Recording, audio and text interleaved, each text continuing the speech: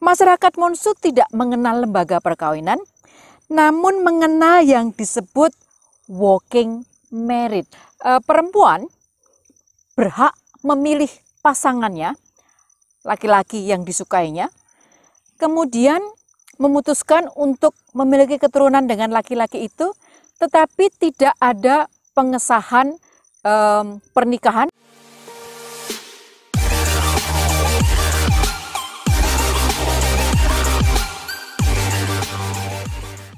Halo, jumpa lagi dengan saya, Ana Marsyana. Saya punya 3 channel. Cerdas bersama Ana Marsyana, Jalan-jalan bersama Ana Marsyana, dan Belajar bersama Ana Marsyana. Jadi jangan lupa tonton terus, like, share, dan subscribe.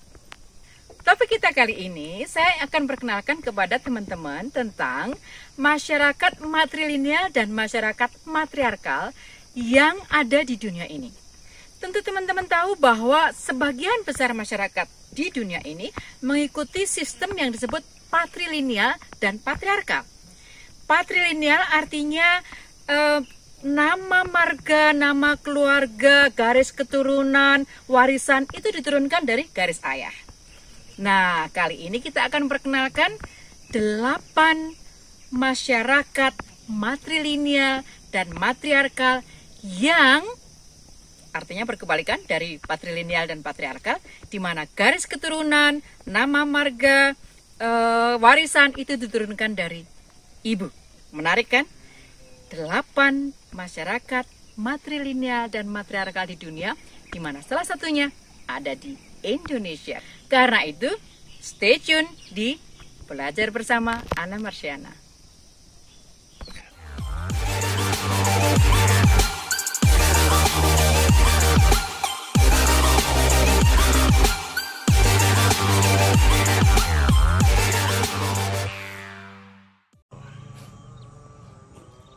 Menurut sejarah, maka sebetulnya masyarakat di dunia ini sebagian besar dulunya adalah masyarakat yang bersifat matrilineal atau matriarkal. Matrilineal artinya bahwa garis keturunan itu dihitung dari garis ibu. Sementara matriarkal artinya bahwa masyarakat itu menganut faham bahwa pemimpin itu ada di tangan perempuan. Norma-norma dihitung, diterapkan berdasarkan norma-norma dari perspektif perempuan. 2 hal yang saling berkaitan tapi sedikit berbeda gitu. Tapi dalam sejarahnya kemudian masyarakat matrilineal matriarkal ini kemudian pelan-pelan tetapi pasti digantikan oleh masyarakat yang bersifat patrilineal atau garis keturunan dihitung dari garis ayah dan bersifat patriarkal atau patriarkis. Nah, namun sampai hari ini sebetulnya kita masih menemukan jejak-jejaknya dari cerita-cerita legenda maupun dari masyarakat yang ternyata masih menganut garis matrilineal atau sistem matriarkal. Berikut ini adalah 8 masyarakat matrilineal dan matriarkal yang masih ada dan dipraktekkan di dunia ini. Di urutan pertama kita punya masyarakat Mosu yang ada di Cina. Suku bangsa Mosu merupakan suku bangsa satu-satunya yang ada di Cina yang masih menerapkan prinsip dan nilai-nilai matrilineal dan matriarkal. Suku bangsa Mosu yang dicatat pada tahun 2017 memiliki 40.000 jiwa anggota, menerapkan prinsip matrilineal di mana garis keturunan warisan dihitung dari garis ibu. Demikian juga bahwa ibu menjadi pemimpin di keluarga. Kepala keluarga adalah perempuan. Masyarakat Monsu tidak mengenal lembaga perkawinan, namun mengenal yang disebut walking marriage. Walking marriage adalah sebuah tradisi di mana tidak ada pencatatan resmi sebuah pernikahan seperti di catatan sipil atau di kantor urusan agama sebagaimana yang kita kenal di Indonesia atau di masyarakat modern. Melainkan seorang perempuan ketika dia memutuskan untuk memilih pasangannya dan memutuskan untuk punya keturunan dengan laki-laki itu, maka laki-laki itu hanya boleh mengunjungi si perempuan pada malam hari ketika si perempuan menghendakinya. Otherwise, kalau tidak dikehendaki oleh si perempuan, maka si laki-laki itu tidak boleh. Jadi ketika sudah dianggap menjadi pasangan dari si perempuan, laki-laki itu tetap kembali pulang ke rumah ibunya dan hanya datang kepada istrinya ketika istrinya menghendakinya. Nah, tradisi ini masih dihidupi oleh bangsa Mosuo di Cina, di mana perempuanlah yang menjadi penentu kapan, dengan siapa dia ingin punya pasangan, dengan siapa dia ingin punya anak, dengan siapa dia ingin punya hubungan seksual, misalnya, semua menjadi keputusan perempuan. Dalam konsep keluarga seperti ini, maka perempuan, ibu, dialah yang memiliki peran kepemimpinan di keluarga. Inilah masyarakat matrilineal dan matriarkal yang pertama dari 8 masyarakat matrilineal matriarkal yang masih ada dan berfungsi dipraktekkan di dunia ini. Di nomor 2 kita punya bangsa Bribri di Costa Rica. Bangsa Bribri atau suku Bribri adalah sebuah suku bangsa yang bisa disebut indigenous atau suku bangsa asli di Costa Rica, di mana praktek budayanya secara sosiologi, secara kehidupan sehari-hari bisa dikatakan sangat lain dari yang lain, sangat berbeda dengan masyarakat Costa Rica pada umumnya. Diperkirakan suku Bribri memiliki antara 12.000 sampai 35.000 jiwa anggota sampai hari ini. Mirip dengan suku Mosuo di Cina tadi, maka harta warisan, terutama tanah, merupakan warisan yang sangat penting, yang utama, itu diwariskan oleh ibu kepada anak-anaknya. Jadi lagi-lagi garis ibu yang diikuti. Masyarakat ini juga masih mempraktekkan agama suku mereka, di mana penting sekali dicatat bahwa pemimpin ritual keagamaan itu harus selalu ada di tangan perempuan. Perempuanlah satu-satunya gender di masyarakat suku Bribri yang dianggap layak melakukan upacara keagamaan, dari mulai persiapan sampai kepada memimpin ritual upacara keagamaan itu. Bagaimana dengan laki-laki? Laki-laki juga diberi peran, tetapi peran laki-laki biasanya hanya boleh memimpin ritual-ritual yang berkaitan dengan kematian. Dan banyak keputusan penting tidak boleh mengabaikan pendapat dan keputusan dari perempuan. Inilah di urutan kedua, masyarakat yang masih menerapkan prinsip matrilineal dan matriarkal, yaitu suku Bribri di Costa Rica.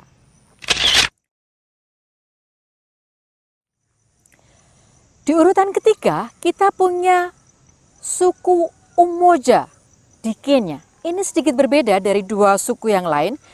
Bisa dikatakan suku Umoja ini sebetulnya bukan suku karena dia bagian dari suku Swahili di Kenya, tapi lebih merupakan sebuah komunitas desa, tepatnya desa Umoja di Kenya.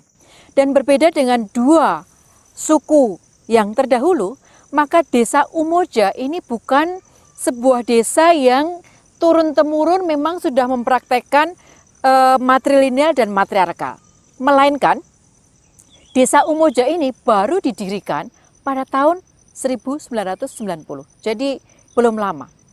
Kenapa desa Umoja ini didirikan? Desa Umoja ini didirikan oleh sekelompok perempuan yang nantinya kemudian mengkhususkan hanya boleh dihuni oleh perempuan, jadi laki-laki tidak boleh menjadi penghuni desa ini. dan dibuat aturan-aturan yang bersifat memberi rasa aman, memberi rasa adil, dan memberi perlindungan kepada perempuan.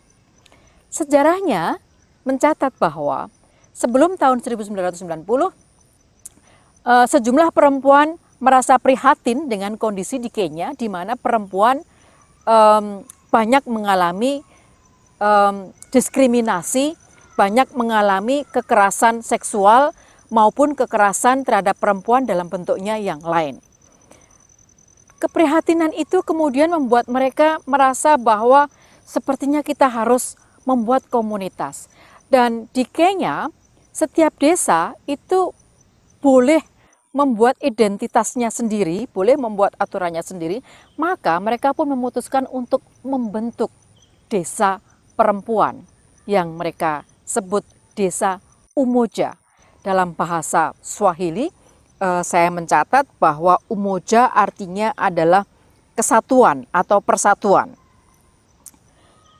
Di Umoja, penduduknya tidak boleh memiliki tanah. Mengapa? Karena mereka percaya bahwa tanah seringkali dalam prakteknya di masyarakat di Kenya itu ternyata menjadi sumber dari konflik, sumber dari pertengkaran. Dan karenanya mereka memutuskan di desa Umoja sebaiknya orang tidak memiliki tanah, melainkan hidup diatur secara komunal.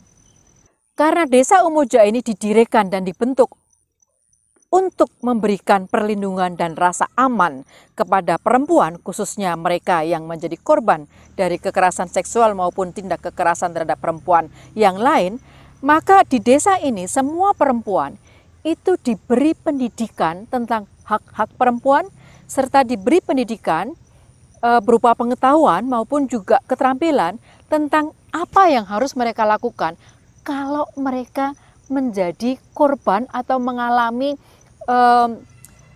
tindakan diskriminatif dan tindakan kekerasan dan ketidakadilan yang lain yang banyak dilakukan kepada perempuan. Karenanya peraturan-peraturan di situ sifatnya sangat memerdekakan perempuan, sangat membuat perempuan menjadi mandiri dan sangat berperspektif perempuan. Karena itu bisa kita katakan bahwa desa Umoja itu menerapkan sistem matriarkal tetapi yang lain dari yang lain dari desa-desa atau komunitas-komunitas suku bangsa yang bersifat matriarkal maupun matrilineal yang lain di dunia ini. Inilah urutan yang ketiga tentang masyarakat matrilineal dan matriarkal di dunia ini. Masyarakat matrilineal matriarkal yang keempat ini diakui oleh dunia sebagai masyarakat matrilineal terbesar di dunia. Dan dia ada di Indonesia, yaitu bangsa Minang atau masyarakat Minangkabau di Sumatera Barat. Pada tahun 2019 dicatat bahwa masyarakat Minang, bangsa Minang memiliki penduduk atau anggota lebih dari 4 juta jiwa. Ibu menjadi sosok yang menempati posisi paling penting dalam sistem paruik atau dalam sistem klan, sistem masyarakat inti, keluarga inti di masyarakat Minang. Sama seperti suku Mosau dan suku Umoja yang sudah kita sampaikan di depan tadi, harta warisan terutama tanah yang disebut tanah pusaka diwariskan secara turun-temurun dari garis ibu. Dalam sistem paruik yang merupakan inti dari sistem kemasyarakatan di nagari, maka ibu menempati posisi yang sangat penting. Demikian juga saudara-saudara dari ibu. Meskipun nagari dipimpin oleh pemimpin laki-laki yang disebut penghulu, tetapi keputusan-keputusan besar di keluarga dalam sistem paruik berpusat kepada ibu dan saudara-saudara dari garis sang ibu. Berbeda dengan masyarakat Indonesia lainnya di mana perempuan setelah menikah itu diharapkan ikut suaminya, maka di masyarakat Minang dalam tradisional mereka, maka laki-lakilah yang diharapkan ikut perempuan ketika mereka menikah. Bahkan dalam praktek tradisional, yang sebagian keluarga masih menerapkan, maka sebetulnya laki-laki tidak punya tempat di rumah gadang. Rumah gadang itu biasanya ditempati oleh perempuan dan anak-anaknya, dan yang menjadi pemimpin di rumah gadang kalau bukan ibu maka nenek. Sementara laki-laki tetap tinggal bersama dengan ibu mereka, dan sama di masyarakat Moso tadi akan pulang ke rumah gadang hanya pada malam hari, tinggal bersama istrinya pada malam hari. Pada siang hari mereka akan bekerja di sawah, di pasar, di ladang, bersama dengan ibu mereka, atau sebagian besar para laki-laki dari masyarakat Minang merantau. Sehingga yang ada di rumah gadang biasanya adalah perempuan, nenek, ibu, dan anak-anak mereka. Demikianlah urutan keempat, masyarakat matrilineal yang masih eksis, masih berfungsi, masih beroperasi, masih dipraktekkan di dunia ini, yaitu bangsa Minang di Indonesia. Di urutan kelima, kita punya suku Akan dari Ghana di Afrika. Menurut riset yang dilakukan oleh Laura Turner Garrison, diterbitkan oleh Mental Floss, menyebutkan bahwa suku Akan merupakan suku yang bisa disebut suku mayoritas, suku besar yang ada di Ghana. Organisasi kemasyarakatan di suku Akan dibangun di sekitar clanship yang bersifat matri-clan, atau semua urusan kemasyarakatan itu diperhitungkan dari garis urut-urutan perempuan gitu, dari garis perempuan, garis ibu, bukan dari garis ayah. Sistem pembagian harta, warisan, dan bahkan identitas politik itu diatur seputar sistem matri-clan tadi. Dalam konteks sistem matri-clan ini, laki-laki diharapkan berkontribusi secara nafkah kepada keluarga intinya, artinya istrinya dan anak-anaknya. Namun pada saat yang sama, laki-laki juga diharapkan untuk tetap menjadi kontributor, pembawa income, pembawa penghasilan nafkah bagi keluarga aslinya, artinya ibu dan saudara-saudara kandung si laki-laki tadi, karena mengikuti garis ibu. Pendiri matri-klan atau sistem klan di suku Akan adalah tentu saja perempuan. Namun demikian, mirip dengan praktek di masyarakat Minang, kepemimpinan di masyarakat tetap ada di tangan laki-laki, sedangkan kepemimpinan di keluarga ada di tangan perempuan. Bedanya bahwa di suku Akan, di Ghana ini, maka sistem politik menggunakan hitung-hitungan garis keturunan ibu dan bukan garis keturunan laki-laki. Demikian urutan kelima, suku Akan dari Ghana, Afrika. Dari Afrika kita kembali ke Asia, yaitu ke India, karena di urutan keenam kita punya suku Khasi yang ada di India. Suku Khasi merupakan bagian dari negara bagian Meghalaya di India yang lebih dekat dengan Tibet. Karenanya karakter dari suku Khasi agak mirip-mirip dengan suku Moso di Cina tadi. Suku Khasi tidak dicatat sebagai suku yang mempraktekkan matriarkal, namun merupakan suku yang menerapkan sistem matrilineal atau garis keturunan yang dihitung dari garis ibu. Pada tahun 2012, suku ini dicatat memiliki anggota lebih dari 1 juta jiwa. Dalam sistem keluarga, para perempuan, ibu dan ibu mertua yang pegang kendali atas semua urusan keluarga. Ibu dan ibu mertualah yang memiliki hak penuh untuk mengambil keputusan atas anak-anak dan menantu-menantu mereka. Para laki-laki bahkan tidak diharapkan dan tidak diizinkan hadir di acara-acara keluarga. Ini yang menarik.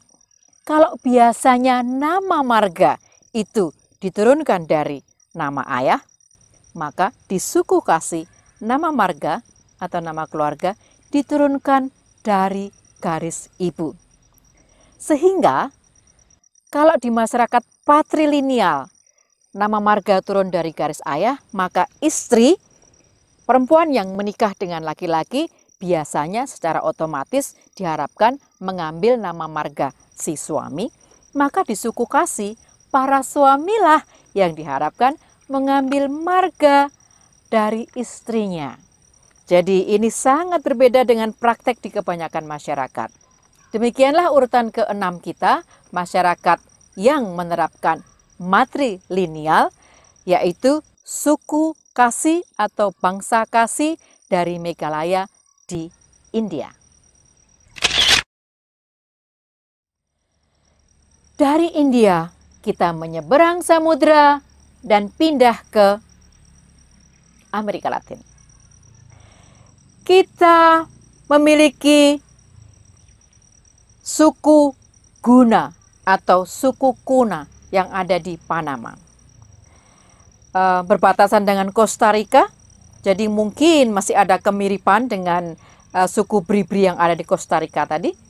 Suku Guna atau suku Kuna dicatat sebagai suku asli yang hidup di Kepulauan Gunayala.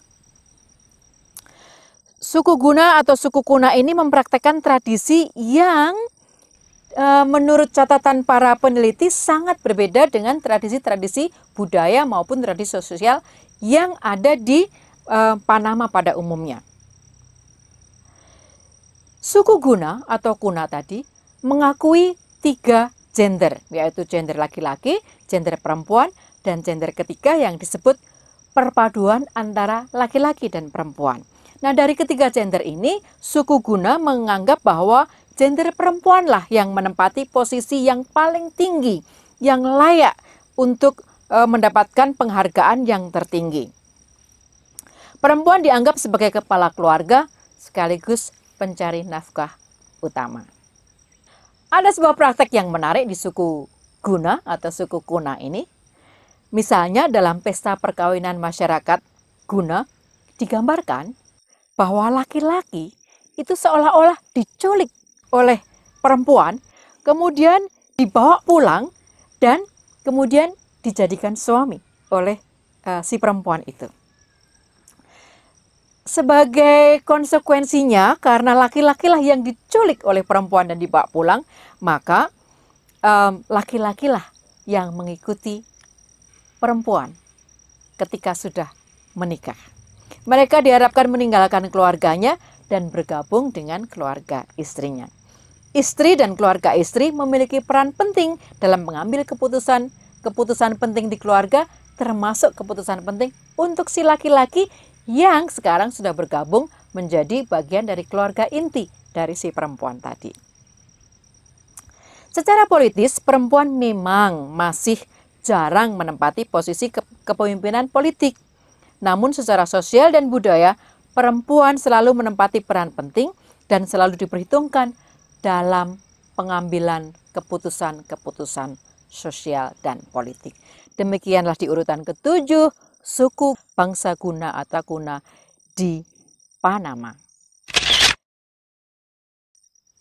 Di urutan terakhir atau ke-8, kita kembali bergerak ke sini. Dari Amerika Latin, kita berpindah ke New Guinea atau Papua New Guinea, yaitu pada suku Nagovisi di Papua New Guinea. Suku Nagovisi di Papua New Guinea adalah satu dari 3 suku yang menghuni Bougainville Selatan. Hidup kemasyarakatan mereka berpusat kepada ladang atau kebun, artinya sistem kemasyarakatan, sistem keorganisasian masyarakat itu berpusat kepada aktivitas ladang. Padahal ladang, kebun itu adalah domainnya perempuan. Karenanya sistem kemasyarakatan menjadi sangat dominan dengan perspektif perempuan dan dilihat dari kehidupan siklus kehidupan perempuan. Suku ini tidak terlalu peduli dengan lembaga pernikahan secara resmi sama seperti masyarakat Musou Cina tadi, namun mengakui sistem berkeluarga. Biasanya laki-laki yang kita dapati bekerja di ladang perempuan, maka secara otomatis oleh masyarakat dianggap sebagai suami dari perempuan yang memiliki ladang itu. Suami dari si pemilik atau penguasa ladang. Karena tidak ada pencatatan pernikahan, maka juga tidak ada pencatatan perceraian. Yang menarik adalah kalau mereka bertengkar, berselisih paham, maka lagi-lagi sistem penyelesaian ataupun sistem pertengkaran itu sangat berkorelasi dengan ladang. Misalnya, kalau terjadi perselisihan, istri atau perempuan si pemilik ladang tadi berhak untuk tidak memberi makan kepada si laki-laki karena dialah yang memiliki ladang tadi.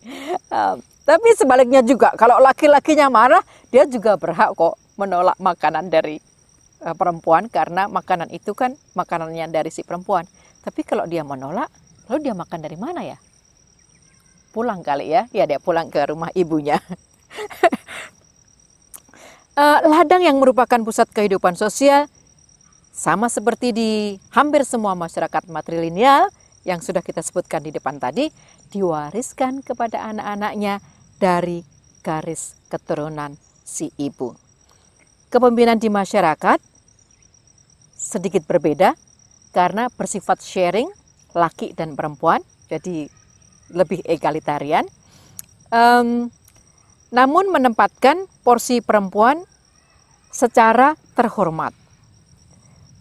Yang menarik, secara ekonomi, perempuan Nagovisi dianggap sebagai penanggung jawab utama atas roda ekonomi, dianggap semacam bendahara karena mata uang yang dalam masyarakat tradisional Nagovisi itu masih dipraktekkan berupa kulit kerang ya, shell itu kulit kerang, itu hanya boleh dipegang dan dikuasai dan disirkulasikan oleh perempuan. Jadi perempuan semacam bendahara yang berkuasa atas perputaran uang, currency atau mata uang di komunitas mereka. Inilah urutan ke-8 atau urutan terakhir dari 8 masyarakat di dunia ini yang masih menerapkan sistem matrilineal ataupun matriarkal yang mulai berkurang dari tahun ke tahun digerus oleh masyarakat patrilineal dan patriarkal.